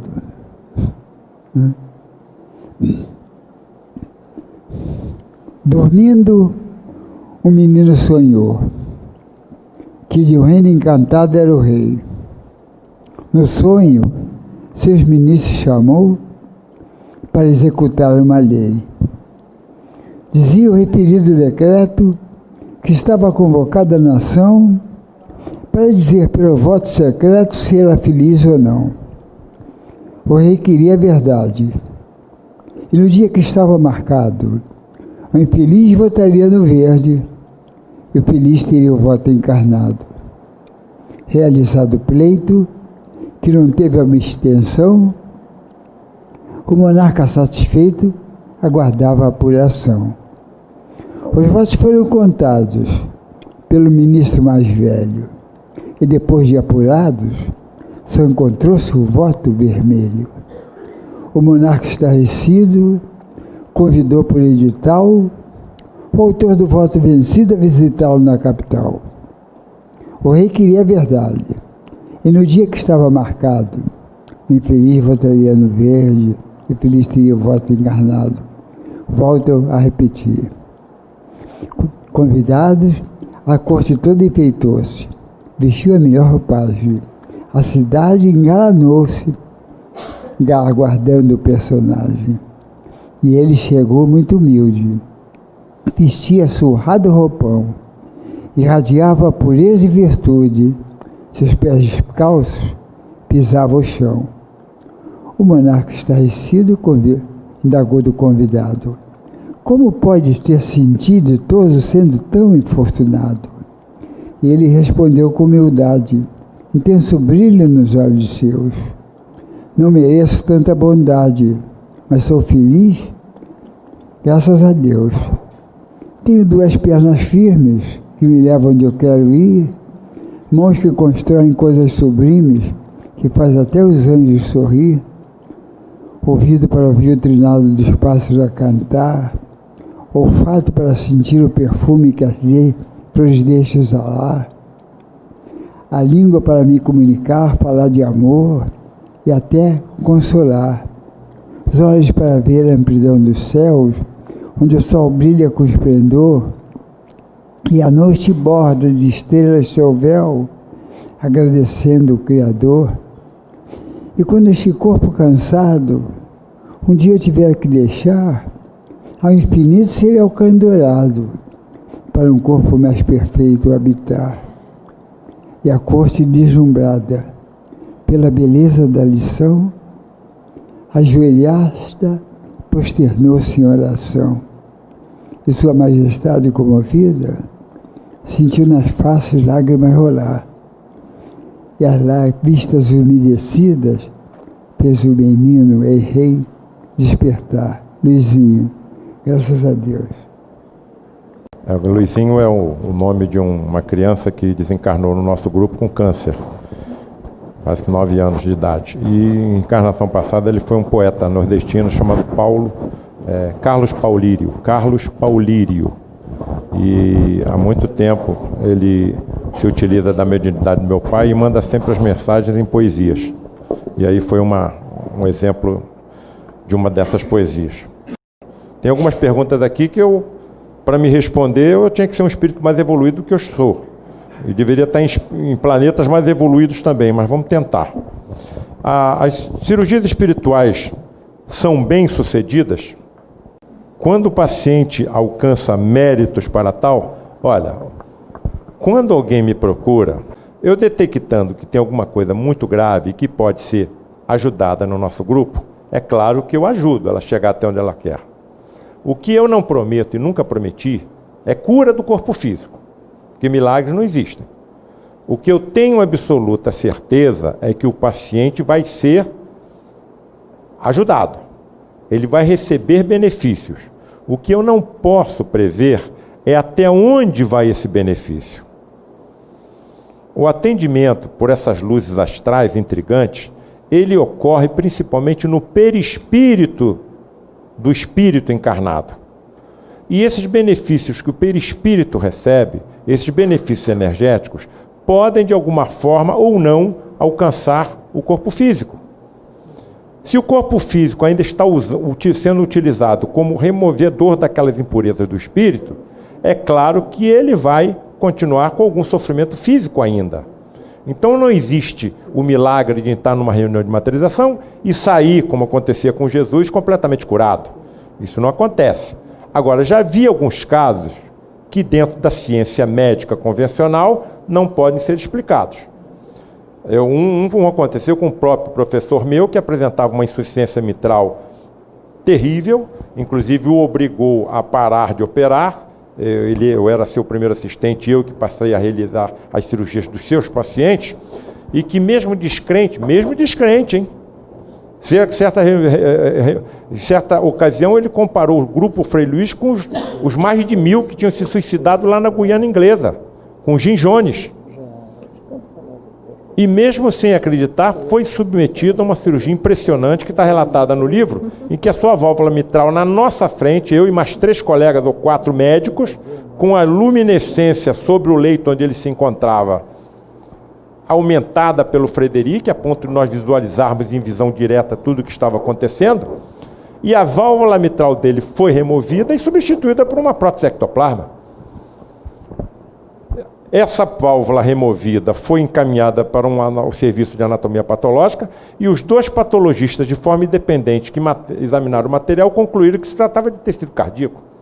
Ficou 7 anos não sentindo mais nada, ele estava com uma asma cardíaca, porque já que o coração não conseguia impulsionar adequadamente o sangue para frente, ele se acumulava no pulmão. Então ele tem permanente falta de ar. É uma dispneia que nós chamamos em medicina uma arma cardíaca. Então a indagação é a seguinte: por que tantas pessoas que acreditam, que se consideram crentes e que demonstram a sua credibilidade, não conseguem alcançar uma graça dessa? Porque para Deus é mais importante a conduta do que a crença. Esse homem perdeu uma perna num acidente ferroviário ainda criança. Apesar de ter perdido a perna, se transformou num grande cirurgião, um dos melhores que eu vi atuar. Praticamente toda a vida dele que eu conheci foi dedicado ao atendimento de cancerosos humildes. E ainda foi responsável pela construção de um pavilhão infantil para atendimento de crianças cancerosas. Será que esse homem não tem merecimento para receber uma graça dessa? Então é mais importante a conduta do que a crença. Ficou 7 anos sem mais nada sentir e depois desencarnou com um infarto fulminante sem nunca ter acreditado que tinha sido submetido a uma cirurgia hiperfísica. Não tem problema nenhum. Agora ele deve estar acreditando, porque diante do médico desencarnado, as portas da medicina espiritual são rapidamente abertas. Então eu não me preocupo com a pessoa. Se a pessoa está tendo aquela conduta acertada, existem, eu confesso aos senhores, e não falo isso só aqui não. Eu tenho colegas médicos que não acreditam em nada. Mas eu lhes confesso que não consigo ter a dedicação ao doente que eles têm. Não mexa com ele. Talvez eu precise de uma doutrina, de uma crença, de uma religião para me tentar colocar no caminho. Eles não precisam mais disso. A vida deles já é uma prece. Não precisam nem rezar. Então eu não prometo nenhuma cura milagrosa. Agora, alguns que ao longo de 35 anos, algumas coisas eu vi acontecerem que não tem condições de nós explicarmos pela ciência médica convencional. Mas a ciência espiritual tem. E também, lembro, não existe milagres. São ciências que nós ainda não alcançamos. E sou bem claro, não posso prometer cura milagrosa. Que vão ser beneficiados, tenho certeza. Até onde vai esse benefício? Não sei. E outra coisa, quando vai um paciente incurável desse numa reunião dessa, e vê um espírito materializado cuidando dele, com aquelas luminescências, Deus sabe vindo de onde, ele sabe que aquele espírito que está ali materializado ao lado dele, ontem teve um corpo igual ao nosso, igual ao dele. E pelo fato de ter passado pelo fenômeno da morte, não deixou de existir, muito pelo contrário. Está mais livre do que nós, estão mais operosos do que nós, estão mais felizes do que nós. Então são exemplos que nós temos que guardar com muita sinceridade, com muita força dentro de nós, principalmente quando formos assolados pelas tempestades que são comuns ao planeta em que nós habitamos. Quantas coisas difíceis já passamos nos últimos 5 anos? A maioria nós não lembramos, mas quando elas aconteceram, o momento foi muito difícil. Isso é inerente a todos nós, ao planeta que nós habitamos e ao estágio da humanidade que nós pertencemos. O paciente pode alterar o curso de sua doença nessa mesma vida, revertendo o quadro? Sim, claro que pode. Agora, nós não podemos prever. Tem uma história que me foi citada pelo meu próprio pai, de um indivíduo que tirou o braço de outro em encarnação passada. Claro que ele veio com karma de perder o braço. Em quê? Num acidente. Agora, a conduta que ele teve até o momento do acidente foi tão elevada que na hora de perder o braço, perdeu só um dedo. Então pode ser modificada. Não existe, lembra do exemplo que eu dei da jovem, da senhora que estava deitada no leito, a entidade o foi maravilhoso, maravilhoso, maravilhoso. Não existe a justiça divina, a injustiça divina está em nós. Se eu fui um pirata em vidas passadas, terá alguma injustiça divina se eu estiver dentro de um avião? Quer dizer, a minha especialidade qual é ela? Aprisiona um navio, afunda a carga, toma a carga, rouba a carga e depois afunda o navio com toda a tripulação, os passageiros.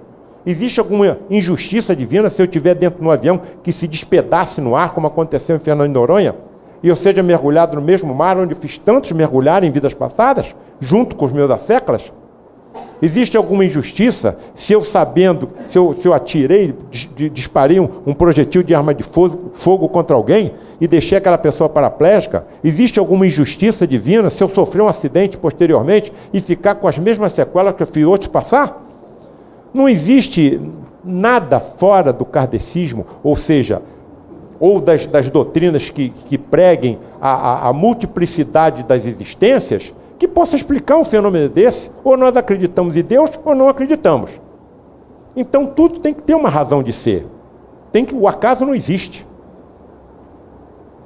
O que representa, do ponto de vista espiritual, a destruição da válvula mitral? Existe eu fazia parte de uma academia de ginásticas, como faço até hoje.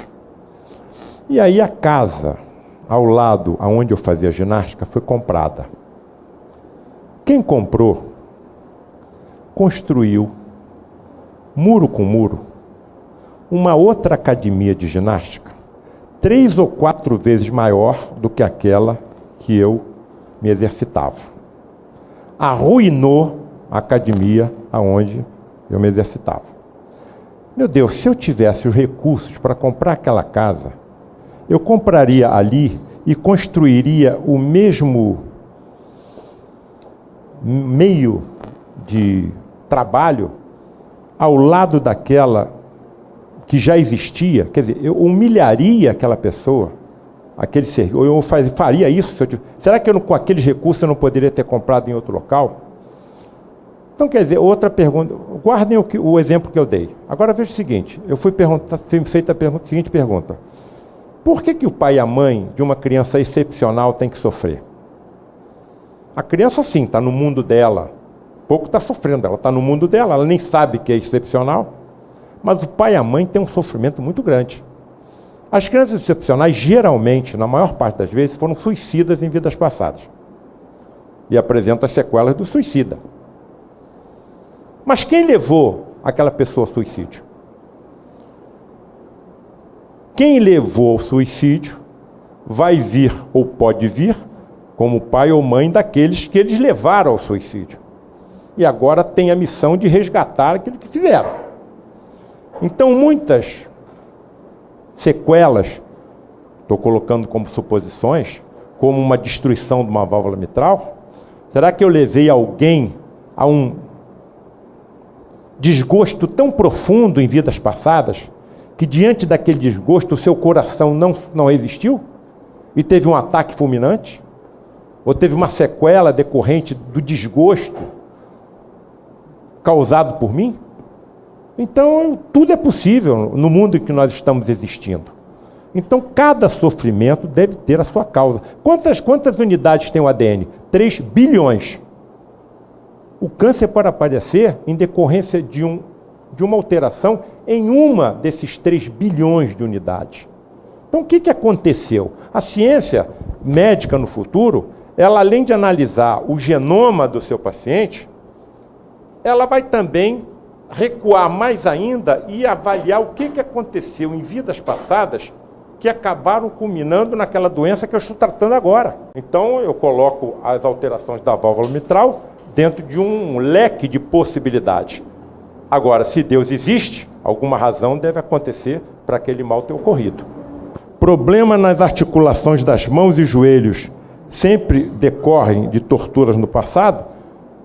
Não sei, talvez. Hoje eu estava na academia de manhã, estava lá, aquela luta livre, que parece que vai acontecer hoje. Eu me afasto, eu não consigo olhar uma cena daquela. Né? 2 lutadores profissionais que vão disputar um título mundial e devem estar ganhando muito dinheiro por aquela luta, tanto o vencedor quanto o perdedor. Mas são determinadas agressões, são determinados socos, são determinados pontapés que podem levar, sinceramente, a uma mutilação definitiva. E eles sabem que pode causar isto.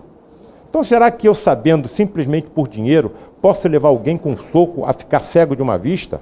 A ter uma anomalia articular qualquer? A uma fratura? Quer dizer, então eu nunca vou entrar num ramo desse, seja por que dinheiro for. Mas as pessoas que entram e que causam esse sofrimento sabendo que podem provocar esse sentimento, vai acontecer exatamente o que aconteceu com a síndrome de Larsen. Aquilo vai ficar uma marca no seu perispírito e que vai afetar mais cedo ou mais tarde alguma proteína que compõe o nosso corpo. Então, volto à resposta anterior. Nós temos um leque de possibilidades capazes de terem ocorrido. Agora, o que ocorreu? Não sei. Eu não sei nem o que eu almocei anteontem. Então, como é que eu vou me lembrar o que aconteceu na minha vida passada? E, aliás, é muito bom que eu não me lembre.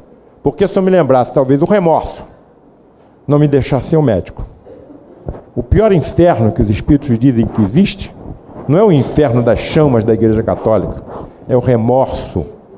Porque você não tem para onde fugir, porque ele está dentro de você, ele vai te acompanhando para onde você for. Então ele não te dá sossego, ele não te dá trégua. Como o remorso daquela que suicidou, uma jovem se suicidou e foi atraída a uma reunião espírita, incorporada no médium para o choque da matéria, e foi perguntado a ela, o que mais te faz sofrer? O que mais faz sofrer no suicida? É a bala, os projetis de arma de fogo despedaçando seu coração? É a corda apertando o seu pescoço? São as chamas consumindo o seu corpo? É o seu corpo sendo despedaçado quando ele se atira de um precipício? O que mais faz um suicida sofrer? Resposta da jovem. Tudo que estás citando é indescritível em linguagem humana, em termos de sofrimento. Mas há uma coisa muito superior a tudo isto que está sendo citado em termos de sofrimento. É a visão permanente. Não é num momento ou no outro. A visão é permanente daquela jovem, do meu pai e da minha mãe, padecendo os sofrimentos da velhice, da fome, da sede e do frio, e eu não poder ajudar. A atrofia cerebral com o avanço da idade é um fenômeno que nós vamos passar por todos. Meu pai está com 89 anos e está com a mente absolutamente tranquila, limpa. Lembra de coisas que eu não me lembro, e ele se lembra. E isso vai depender da evolução de cada espírito e de que nós tenhamos feito com o nosso corpo físico, que é verdadeiramente o templo do espírito. Como é que eu vou cumprir a minha missão se eu não cuidar do meu corpo? Uma das coisas que eu sempre chamo a atenção é em relação ao tabagismo. Já dei desde que eu comecei a trabalhar com cancerosos, e que eu percebi que a maior parte do câncer evitável nos dias de hoje é o hábito de fumar. O maior número de cancerosos evitáveis no dia de hoje estão ligados ao hábito de fumar. Então aquilo está escrito no próprio maço de cigarro. Isso mata. Isso causa doença. Está lá escrito. E o indivíduo continua naquele caminho. Ele, dentro da filosofia espírita, ele é considerado suicida. O que nós vamos fazer? O que eu digo para os meus alunos é o seguinte, olha, vocês querem ser médico? Então vocês façam uma escolha. Ou vocês vão ser médicos ou vocês vão ser tabagistas. As duas coisas não é possível, porque você não pode escolher uma profissão em que há necessidade de um raciocínio rápido com um hábito que seja vasoconstrictor cerebral. Como é que eu vou raciocinar rapidamente se eu uso uma nicotina que é vasoconstrictora? Então, quanto eu mais preciso da circulação cerebral íntegra, eu estou fazendo uma coisa que diminui a minha vascularização cerebral. Tem alguma lógica nisso? Ou vai ser uma coisa ou vai ser outra. Falo claramente para eles. Porque muitas doenças surgem com o avanço da idade. As doenças surgem no corpo físico. O corpo físico é temporário. Então é natural que haja uma degradação. Nada se perde, nada se cria. Tudo se transforma. Então o que está sendo deteriorado é a nossa roupa. O que é que eu vou fazer com essa roupa ficar velha? O que é que eu vou fazer com essa roupa ficar estragada? Eu vou trocar de roupa. Então as doenças elas vão ficando no corpo físico. E à medida que nós vamos entendendo as doenças que conosco acontecem, e acontecem com todo mundo, inclusive com os médicos, nós vamos enriquecendo os depósitos salutares do nosso espírito. Então, vamos interpretar o nosso corpo como uma roupa. Como estão as grandes estrelas, os grandes astros do cinema, da novela nos dias de hoje? e que nós tínhamos visto como eles eram jovens há 40, 50 anos atrás. Então é uma coisa inerente ao planeta onde nós estamos habitando. Nós estamos nos preparando para habitar planetas onde todas essas deteriorações físicas não devem ocorrer, ou devem ocorrer de maneira muito mais branda. Como eu posso entender, ou seja, entender a partir da possível explicação sua, ou médica, ou espiritual, eu ter um câncer ainda durante 18 anos. Um câncer durante? Próstata. Um câncer durante? 18 anos. 18 anos. A vida está praticamente normal. A vida está praticamente normal. O indivíduo tem a doença, mas está andando, não é? Está se alimentando. Muito bem. Quantos diabéticos existem hoje no mundo? Eles são doentes. Milhões. Eles são doentes. Eles precisam tomar medicamento todo dia. Quantos hipertensos existem hoje no mundo? Milhões. Eles precisam tomar medicamentos todo dia. Quantos pacientes eu operei e sei que não consegui resolver o problema completamente, inclusive cancerosos, mas eles continuam vivendo 10, 15, 20 anos no seio da família, às vezes trabalhando normalmente, podendo se alimentar normalmente, podendo sair, dormindo, mas estão doentes. Eu não posso dizer que eles estão curados, estão doentes. Na verdade, nós fazemos parte de um cortejo monumental de doentes. Qual é a companhia que eu esperaria ter se eu fosse habitar uma penitenciária? Criminosos. Qual a companhia que eu esperaria ter se eu fosse habitar um hospital? Doentes. Nós estamos habitando um planeta que, na realidade, é um imenso hospital e uma imensa penitenciária. Se nós estamos ainda nesse planeta, é porque temos alguma coisa ainda a carmir, alguma coisa a ser removida das nossas potencialidades espirituais, e essas impurezas, elas são naturalmente aspiradas pelo nosso corpo físico. Nós somos somente 2% dos religiosos no nosso país, mas somos os que mais estudam. Então já é hora de nós compreendermos essas coisas. E, repito, felizmente não nos lembramos do que fizemos lá atrás, porque senão não teríamos condições de habitar no seio da família em que nós estamos. Porque muitos que são nossos familiares hoje queridos podem ter sido terríveis inimigos em vidas passadas. Então a doutrina espírita para nós é uma dádiva de Deus.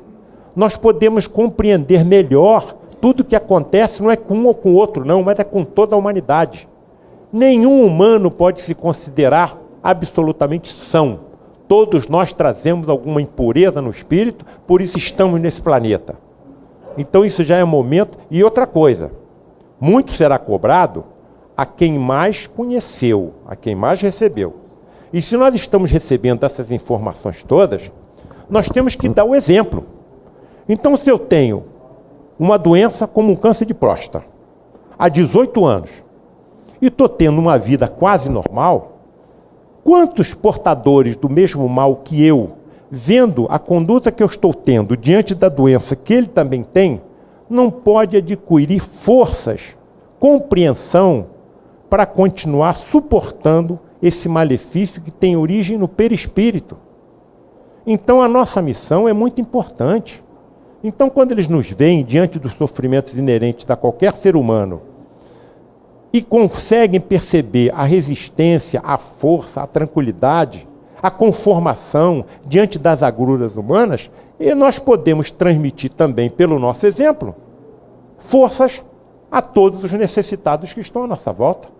A minha mãe foi operada de um câncer de estômago grave em 1954. Em 1954 eu tinha 5 anos. Então, quer dizer, tudo indicava, em 1954, como é que estava a medicina em 1954 em relação a hoje.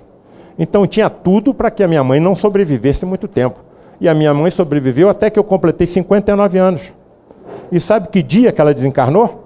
No dia do meu aniversário. As pessoas chegavam no cemitério, não sabiam se me dava pêsames, ou sabiam se me dava felicitações, porque sabiam que era o dia do meu aniversário. Então aqui para mim foi um presente de Deus.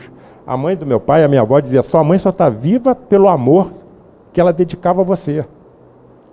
Então, quer dizer, as coisas vão acontecendo, isso não é só comigo não, é com qualquer ser humano.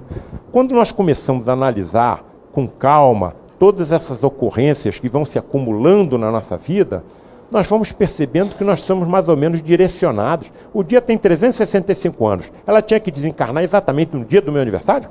Quer dizer, é uma chance para 365. Então, para mim, foi uma dádiva, porque ela estava sofrendo muito, tanto sofrimento físico quanto moral, de se ver dependente de tudo. Então, passou o quê? 2 ou 3 meses, foi captada uma mensagem por um médium lá no nosso grupo, Frei Luiz, e rapidamente ele encheu uma página de papel ao maço com a psicografia e chegou perto do meu pai e falou assim, aqui está a mensagem que a sua mãe que mandou. Minha mãe? Puxa, graças a Deus. Eu pego a folha, eu não estou conseguindo ler nada. Que letra é essa? Egípcia? Grega? Meu amigo, eu agradeço, mas isso aqui não foi minha mãe que escreveu. Eu não estou conseguindo ler nada do que está aqui. Não é português isso. Me perdoe, mas não deve ter sido a minha mãe. Houve algum engano. Ele vira para mim e fala assim, coloca essa folha à frente de um espelho. Quando eu coloco à frente do espelho, a mensagem toda está escrita da esquerda para a direita e de cima para baixo. Exata. Como é que alguém pode escrever da esquerda para a direita, de cima para baixo, rapidamente?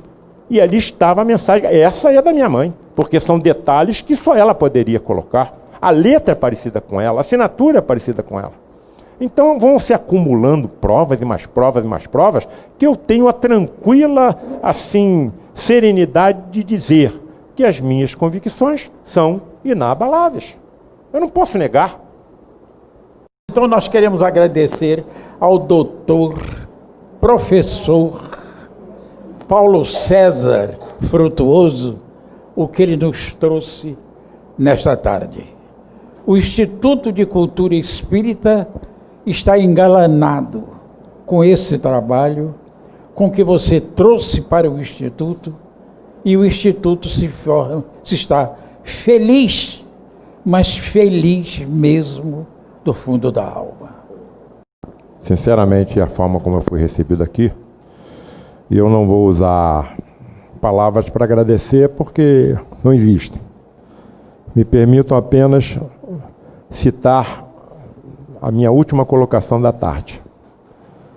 Foi uma menina de nome Caroline, que foi levada para o grupo pela sua família, filha única e neta única, portadora de um câncer muito grave.